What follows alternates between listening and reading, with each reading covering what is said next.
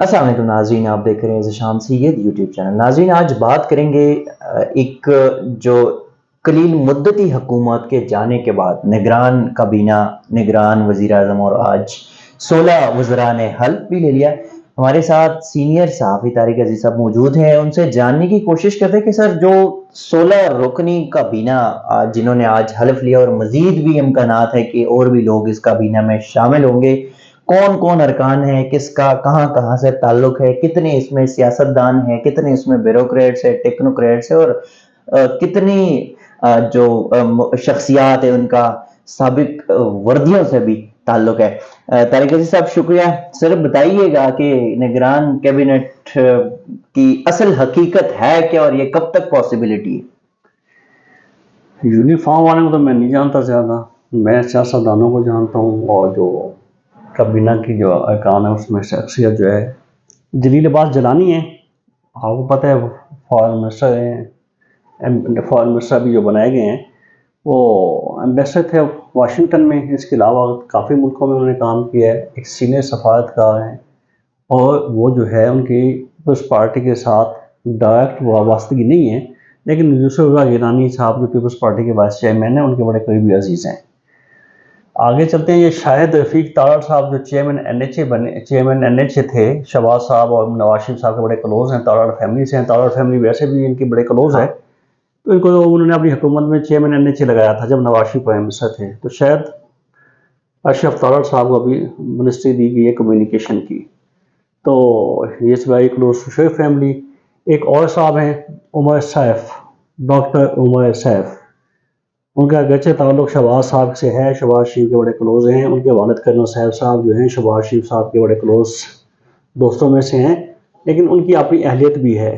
وہ پاکستان کے چند لوگوں میں پی ایچ ڈی جو تھا اسٹارٹ میں انہوں نے آئی ٹی میں پی ایچ ڈی کی، آئی ٹی پنجاب بورڈ کے ہیڈ بھی تھے، پھر ایک یونیورسٹی کے وی سی بھی تھے، بڑے قابل آدمی ہیں۔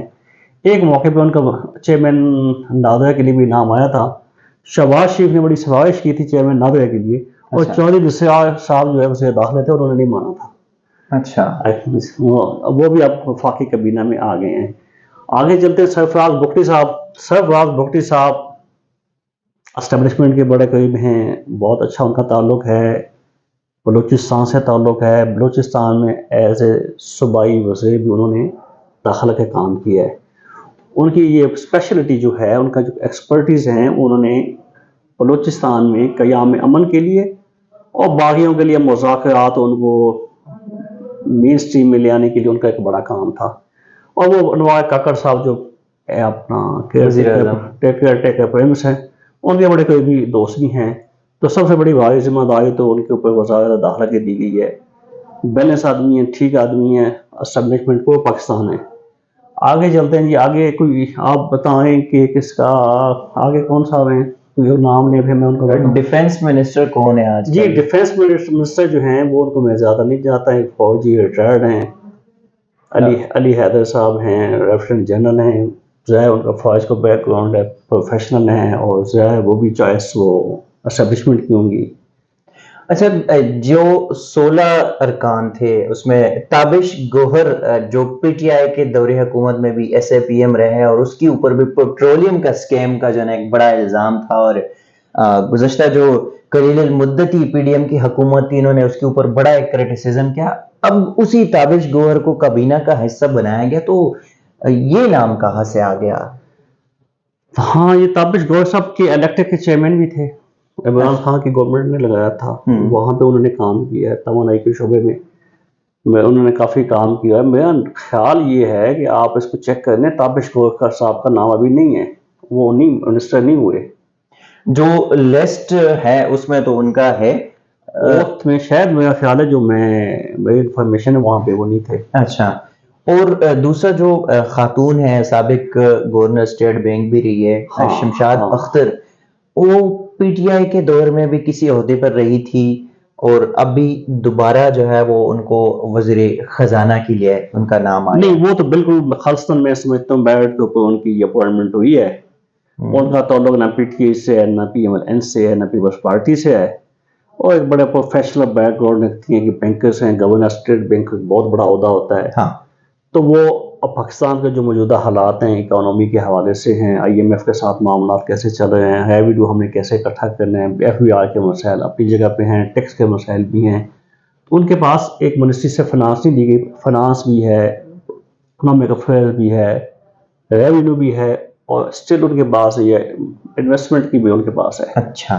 ان کو اس وقت چار ان کے پاس جو ہے قلم دان ان کے دیے گئے ہیں، آگے چل کے شاید ان سے یہ کوئی تقسیم ہو جائیں. پہلے ان کو ابھی تک یہ ذمہ داریاں دی گئی ہیں اور بڑا میرٹ کے اوپر فیصلہ ہوا ہے، تو وہ امید ہے کہ وہ اس موجودہ حالات میں صلاحیت رکھتی ہیں کہ وہ کچھ پرفارم کریں گی. اچھا طارق صاحب یہ بھی بتائیے گا کہ ابھی جو 16 رکنی ایک کابینہ تو بن گیا، اس میں آپ کیا سمجھتے ہیں کہ مزید جس طرح PDM کا جو ہے وہ 70+ کابینہ بن گیا تھا، یہ نگران سیٹ اپ بھی اتنا ہی کوئی جائے گا، ہاف سینچری پورا کرے گا یا نہیں اتنی؟ نہیں، میں نہیں خیال کہ 16 منسٹر بنائے ہیں. آپ یہ دیکھیں 3 ایڈوائزر بھی لگا دیے. ہاں یہ 19 رکنی ہوگی نا کابینہ. اچھا 19 رکنی ہو گئی. ہاں، 3 ایڈوائزر جو لگائے گئے ہیں ان میں ایک آہت چیمہ صاحب ہیں ٹھیک ہے. جو شہباز شریف کے بھی ایڈوائزر تھے، ہاں. اور شہباز شریف کی ریکویسٹ پہ ان کو کہا گیا کہ ان کو دوبارہ ساتھ کنٹینیو رکھا جائے. ٹھیک ہے. اسی طرح وہ principal secretary to prime minister Tauqir Shah Sahib جو ہیں وہ بھی کنٹینیو رکھیں گے. ٹھیک ہے. دوسرے جو مشورے لگائے گئے ہیں آہت چیمہ کے علاوہ وقار مسعود خان لگایا گیا ہے. اچھا. وقار مسعود جو تھے سیکرٹری فائنانس تھے PMN، جب نواز شریف کی گورنمنٹ تھی تو وہ سیکرٹری فائنانس تھے. ٹھیک ہے. ہی is very close to Ishaq Dar صاحب، یعنی کہ ان کا نام وفاقی وزیر خزانہ کے لیے بھی کل تک تھا. اچھا تو پھر خزانہ کے جو ہے وہ ڈاکٹر شمشاد ہو گئی ہیں، تو ان کو پھر ایڈوائزر رکھ لیا گیا ہے. اچھا یہ بتائیں کہ حفیظ شیخ کو بلایا گیا بیرون ملک سے اور ان کو نگران PM کے لیے ان کا نام جو ہے نا وہ چلاتے رہے، دوڑتے رہے. حفیظ شیخ نے وزارت خزانہ سے کیوں انکار کیا تھا؟ کوئی خاص وجوہات یا جنون ان کے کوئی مسائل تھے؟ انہوں نے کہا یہ کہ ان کے ہیلتھ ایشوز ہیں. تو پرائم منسٹر کے لیے وہ کیوں آئے بیرون ملک سے؟ اچھا، اب اپنا خیال ہے یہ انہوں نے مطلب ایک ایسے وہ معذرت کرنے کے لیے ہاں. انہوں نے کہا کہ ہیلتھ ایشوز ہیں. ایکچولی وہ پرائم منسٹر کے کینڈیڈیٹ تھے، وہ پرائم منسٹر کے لیے آنا چاہتے تھے. جب پرائم منسٹر کو نہیں بنایا گیا تو شاید پھر مناسب نہیں سمجھا انہوں نے کہ ایز اے منسٹر وہ کام کریں. اچھا طارق صاحب یہ بھی بتائیں کیونکہ الیکشن کمیشن کے بہت ایک امپورٹنٹ میٹنگ جو ہے وہ آج ہوئی اور انہوں نے باقاعدہ اعلامیہ جاری کیا اور 2 ٹوک الفاظ کہ عام انتخابات 90 ڈیز میں ممکن نہیں ہے، یعنی کہ نہیں ہو سکتے. تو 90 ڈیز یہ ہو گئے. 4 دسمبر کو جو ہے نا انہوں نے کہا کہ 4 دسمبر تک ہم حلقہ بندیاں مکمل کریں گے، پھر اس کے بعد باقاعدہ جو باقی پروسیجر ہے وہ کریں گے، پھر اس کے بعد اعلان آئندہ انتخابات کی کریں گے. تو تقریباً جو پہلے سے ویسے ایک ہماری اپنی بھی ایک سوچ تھی اور ہم یہ کر رہے تھے، ہماری ازمپشنز بھی تھی کہ 6-7 مہینے نگران کابینہ کا مدت جو ہے وہ پاسبل ہے. تو کیا آپ سمجھتے ہیں کہ نگران کابینہ 6 سے 7 مہینے رہیں گے؟ جی بالکل، یہ تو واضح ہے. 90 ڈیز میں تو الیکشن ناممکن ہے. ٹھیک ہے. اب وہ 90 ڈیز بنتے ہیں نومبر کے 9 یا 10 کو بنتے ہیں. میرا خیال یہ ہے کہ یہ الیکشن زیادہ لیٹ نہیں ہوگا، کیونکہ سینٹ کا الیکشن مڈ آف مارچ میں سینٹ کا الیکشن ہونا ہے. ٹھیک ہے. الیکشن ہونے کے لیے الیکٹورل کالج ہونا لازمی ہے. الیکٹورل کالج جو ہے وہ اسمبلیاں ہیں، نیشنل اسمبلی ہے، صوبائی اسمبلی ہیں. تو یہ اچھا جو آپ نے الیکشن کمیشن میں خیال میں یہ بھی کہا ہے کہ 31 دسمبر کو وہ الیکشن شیڈول کا اعلان کرنے کی مسئلے میں ہوں گے. ٹھیک ہے. اگر وہ 31 دسمبر کو شیڈول کا اعلان دیتے ہیں، شیڈول دیتے ہیں الیکشن کا، تو اس میں آپ دیکھ لیں کہ جنوری، فروری، مڈ آف فروری یا مارچ کے فرسٹ ویک میں، سیکنڈ ویک میں الیکشن ہو جائے گا. اس سے آگے ڈیلے ہو نہیں سکتا. تو سینٹ کا الیکشن ہونا ہے. نمبر 1. نمبر 2، قاضی فیض عیسیٰ صاحب بھی شاید اس بات کو برداشت نہیں کریں گے. وہ گورنمنٹ کے اوپر ڈنڈا اٹھا لیں گے کہ 90 ڈیز میں الیکشن ہو. تو 90 ڈیز میں تو نہیں ہوگا، تو لیکن یہ حکومت کہہ سکتی ہے جی وہ ڈیلیمیٹیشن ہو گئی ہیں تو 2 مہینے ہو سکتے ہیں. فیبرری میں الیکشن ہو جائے گا. اور انٹرنیشنل جو ہمارے حالات بن گئے ہیں اور انٹرنیشنل جو ہمیں امداد آئے گی یا آنی ہے، وہ بھی کیئر ٹیکر سیٹ اپ کو امداد کوئی نہیں دیتا ہوتا. انٹرنیشنل لیول کو دیکھا جائے تو تب بھی ہمیں الیکشن کرا کے نیا سیٹ اپ بنانا پڑے گا، تب جا کے دنیا میں پیسے دے گی. طارق صاحب آخری سوال پوچھنا چاہوں گا.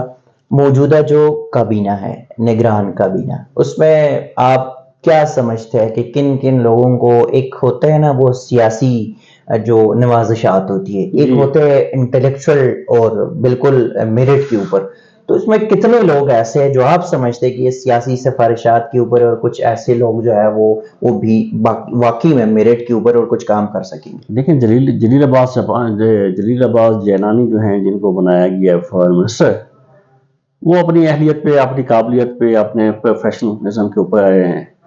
سرفراز بگٹی جو ہیں وہ چونکہ صوبے میں وزیر داخلہ حکومت قوم کر چکے تھے، پھر میں نے بتایا کہ وہ مولانا کاکڑ کے بڑے کلوز ہیں، اسٹیبلشمنٹ کے بھی کلوز ہیں، ان کو آپ میرٹ کہیں گے، سفارش کہیں۔ اچھا جو ہیں یا عمر سیف کا آپ میں نے ذکر کیا، عمر سیف یقیناً ان کا اس فیملی کا تعلق بڑا کلوز ہے شہباز شریف صاحب کے ساتھ، لیکن وہ بڑا ٹیلنٹڈ نوجوان ہے۔ اس کی جو ہے وہ آئی ٹی کے میں بڑا بتایا، آئی ٹی کے ہیڈ بھی ہے وی سی پہ، شاید وہ میرے خیال میں وہ دنیا کے یا پاکستان کے ایشیا کے سب سے کم عمر پی سی بنے ہیں۔ اچھا، تعلق اپنی جگہ پہ ہے لیکن وہ ان کا تعلق ہے پی ایم این سے۔ اسی طرح شاید اشرف تارڑ جو چیئرمین ہے، تارڑ فیملی ویسے ہی بڑی کلوز ہے اشرف فیملی کے، اعظم رضا تارڑ، عطا اللہ تارڑ، ابھی شاید اشرف تارڑ، لیکن انہوں نے بھی بطور چیئرمین این سے بہت اچھا کام کیا ہے۔ تو وہ اس کو آپ کیا سمجھ سکتے ہیں کہ سفارش کے اوپر آئے ہیں یا اپنی کام کی اہلیت کے اوپر آئے ہیں؟ اور باقی کوئی نام لے تو میں پھر آپ کو بتا سکوں گا، ابھی میرے ذہن میں ایسا کچھ۔ مرتضیٰ سالنگی جو انفارمیشن منسٹر ہے ہمارے، تو انفارمیشن منسٹر جو ہیں وہ بہت اچھا انتخاب ہے اس لحاظ سے، بہت صافی ہیں، انہوں نے پاکستان کے میڈیا میں بھی کام کیا ہے، انٹرنیشنل میڈیا میں بھی کام کیا ہے، عالمی نشریاتی ادارے سب سے بڑے نیٹ ورکس میں انہوں نے کام کیا ہے، پھر ڈی جی پاکستان کے وہ پرمننٹ اسٹوڈنٹ بھی ہیں، ڈی جی ریڈیو پاکستان بھی وہ تھے۔ تو ابھی لیکن وہ زیادہ جو نزدیک سمجھے جاتے ہیں، جن دنوں میں یہ بیانیہ چل رہا تھا کہ ووٹ کو عزت دو، مریم نواز، پرویز رشید اور یہ نواز شریف صاحب نے جو بیانیہ دیا تھا، تو اس بیانیے کو جتنا یہ لے کے آگے چلے تھے سولنگی صاحب، شاید پارٹی کے کچھ لوگ بھی اس حد تک نہیں گئے، انہوں نے بڑا ڈیفینڈ کیا تھا اس بیانیے کو، اور بڑا ساتھ دیا تھا۔ He is very close to Pervaiz Rashid Sahib. ٹھیک ہے طارق صاحب، بہت شکریہ۔ جی ناظرین، جو کابینہ بنے نگران کا، ویسے تو 90 دن ان کو یہ مل گئے اور کچھ اور مہینہ 1.5 مہینہ ان کو مل سکتا ہے، یعنی کہ 4 مہینے کا یہ مدت جو ہے یہ طے کر سکیں گے۔ اس میں جو وزراء ہے، جو معاونین ہے، وہ سیاسی جماعتوں سے ان کا تعلق ہے یا سیاسی جماعتوں کے رہنماؤں کے ساتھ تعلق ہے، لیکن موسٹلی جو کہ طارق صاحب نے بتا دیا کہ موسٹلی اس میں بڑے انٹلیکچوئل لوگ ہیں، بڑے لائق لوگ ہیں۔ تو دیکھتے ہیں کہ اور امید ہی کی جا سکتی ہے کہ یہ جو نگران سیٹ اپ ہے یہ بھی کچھ اچھا ہی کر لے اس ملک کے لیے۔ ناظرین، اب تک کے لیے اتنا، اسی قسم کی چیزیں آپ کے ساتھ شیئر کرتے رہیں گے، تب تک کے لیے دیجیے گا اجازت، اللہ حافظ۔